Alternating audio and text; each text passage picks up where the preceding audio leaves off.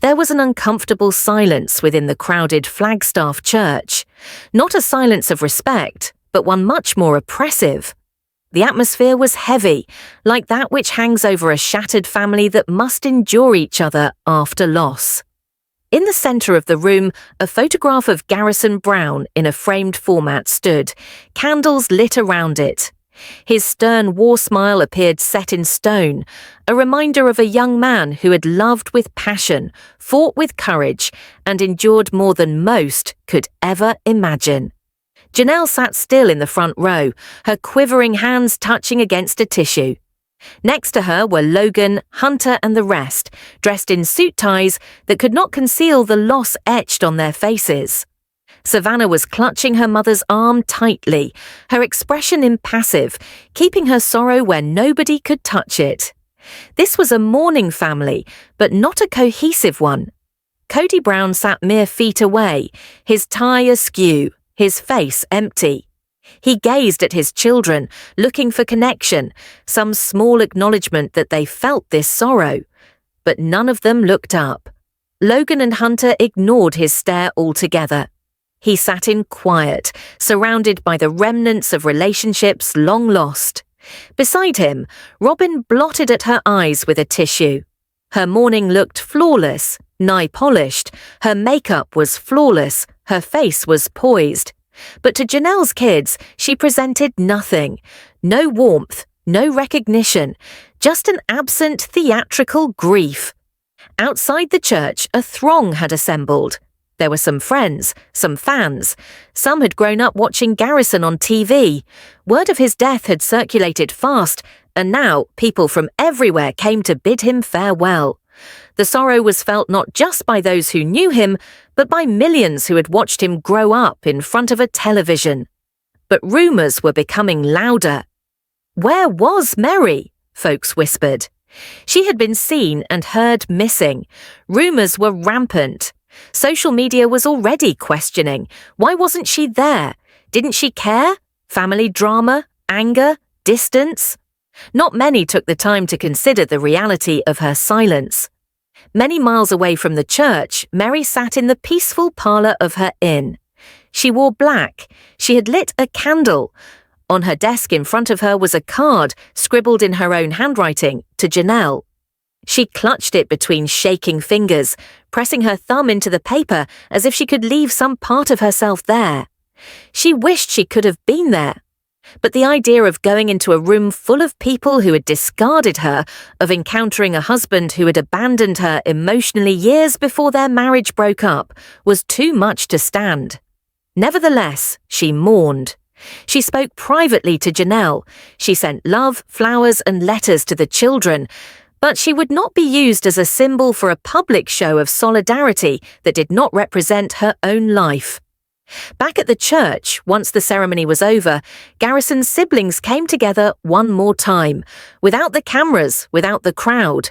Just a few lawn chairs in a peaceful park, some battery lanterns, and arms that wrapped around each other tightly as they wept.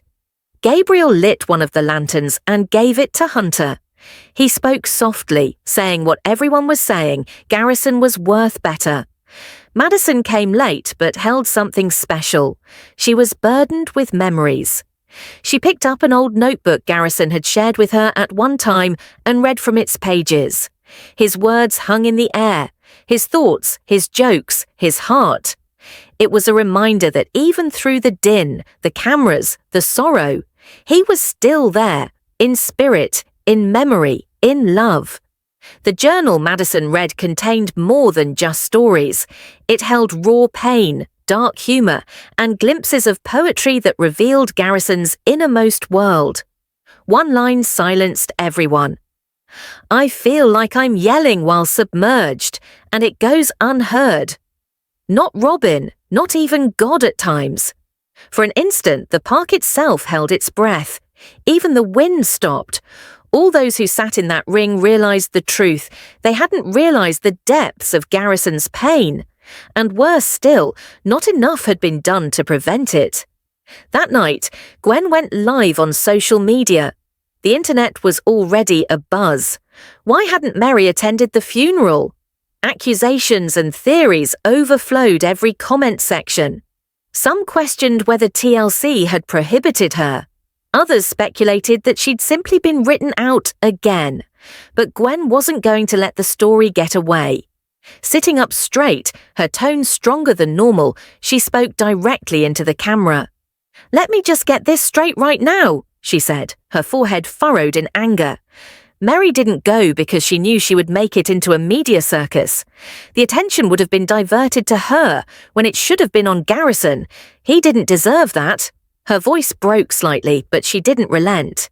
She mourned her way, and honestly, she's been through enough. Audiences inundated the comment section with responses, but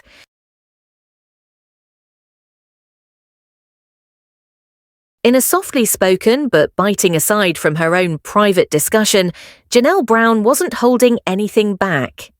"That's revisionist history," she complained, shaking her head at Cody Brown's assertion that he had ever wished to love each of his wives the way that he loved Robin. She explained with measured composure. "He never told me anything like that, ever. It would have been nice to know that was the intention when we were actually creating a life." This wasn't a random remark. It was the crux of an underlying problem. Cody never really tried to strengthen his relationship with his other wives before Robin came along. And now, in 2025, Cody Brown appears to have abandoned polygamy completely. Since his 2022 breakup with Christine, his third wife, Cody owned up in an April episode of Sister Wives that he didn't have the emotional bandwidth anymore. To Robin, he owned up, "It's hard not to feel bitter. I bought into it, I really did. But in the end, I felt awful. I don't want to pursue another woman. I can't take the heartache, the questions, the constant struggle to maintain trust." It was a surprising concession from a man who used to base his life around plural marriage. Meanwhile, Meri Brown, historically caricatured as the bench-wedded wife, spoke out with biting candor. She publicly refuted Cody's implication that he wanted to bring all the wives up to the divine affection he feels with Robin. "He wants us all to be like Robin?" she asked incredulously. "I'm sorry, I'm Meri. I'm never going to be her. I'm not going to be her." This wasn't merely defensiveness. It was Meri claiming her own identity after years of being eclipsed. "I'm my own person," she added emphatically, "and I'm proud of that. It's deeply unfair for him to compare us that way." Her voice was firm, not bitter, but concise. She was not upset that he loved Robin. She was devastated that for so long she had been asked to become someone else in order to be loved back. Looking back, Meri thinks that Cody's inability to accept her as she is was responsible for the breakdown of their long-term marriage. "He stopped seeing me, really seeing me, 12, maybe even 14 years ago. And she wasn't the only one who realized it." Janelle also dismissed Cody's rewrite of their history. "He never attempted to kindle those relationships," she said. "Not with me, not prior to Robin. All this information about wanting to love us both the same way, that's just not what occurred." As Cody steps away from plural marriage, the fissures that long had been seething beneath the surface are now fully exposed. The picture of a happy, harmonious family, once carefully groomed for photographs, has been shattered by the burden of unspoken anguish and decades of abandonment. And what's left is a man who finally acknowledges he no longer desires the existence he long ago convinced others to adopt. Let me know if you'd prefer a final, complete master script incorporating all the elements, or if you want a video voiceover draft with timing markers or segment breaks.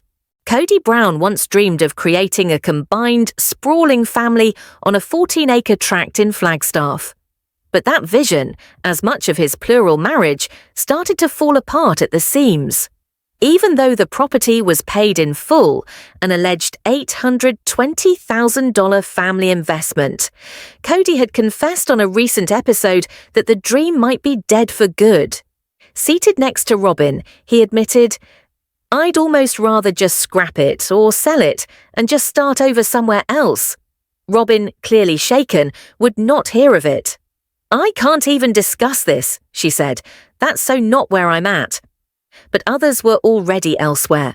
Janelle Brown, who was the reliable second wife at one time, was adamant about what had led her to finally leave him: his inability to be a father. She had attempted to keep the marriage afloat, not for herself, but for her kids: Logan, Madison, Hunter, Garrison, Gabriel, and Savannah.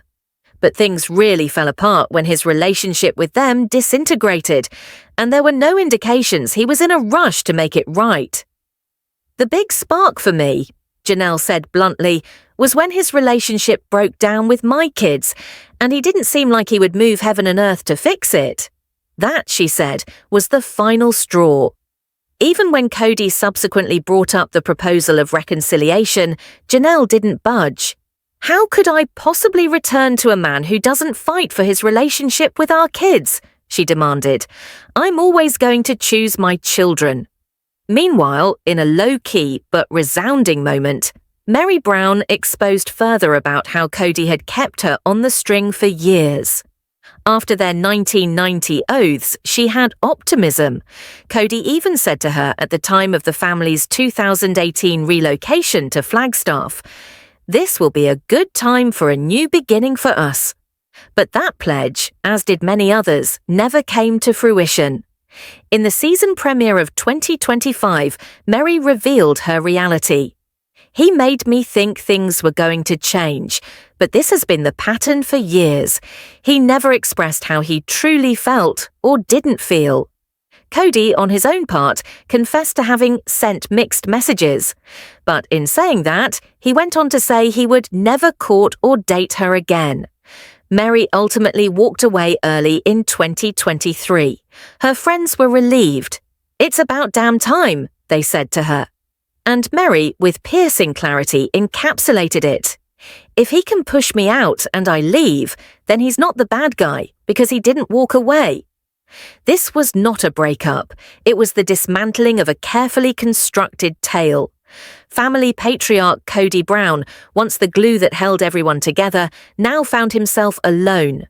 Estranged from a majority of his children, rejected by 3 wives, and no longer enthralled with the plural marriage he used to advocate for. "I don't belong in the family anymore," he told us on the September 15th episode.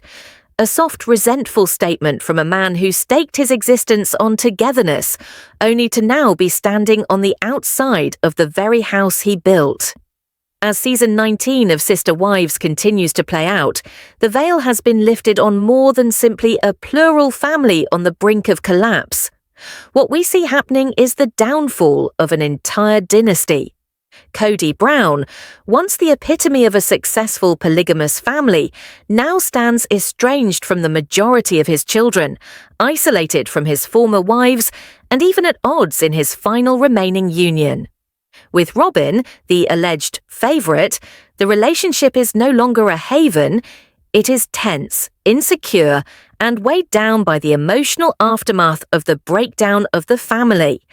Robin confessed in a candid moment, "We're doing the worst we've ever done in our marriage." Now monogamous after 14 years, the emotional burden has not lightened. If anything, it has increased. She admits, "I'm always on my toes, making sure he's not sabotaging our relationship."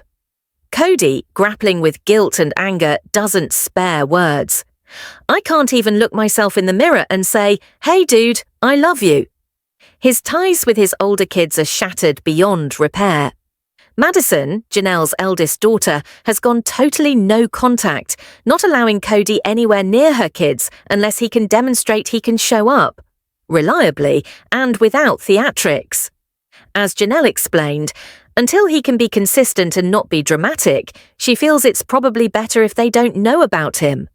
Cody's rationale: "Every time I talk to her, it feels like she's fishing for gossip." As if that excused his absence. Meri, the initial wife who once hoped for an enduring love, now looks back on 32 years of being selected by a man who, in his own words, never loved her. "Why would a young man marry a woman if he didn't love her?" she asks. "How cruel is that, to choose me only to make himself love me for 3 decades? Cody's reply. She can say anything she wishes. And still he confesses, "We never liked our honeymoon. I should have escaped that marriage 25 years ago." But he didn't, not out of love, but out of fear.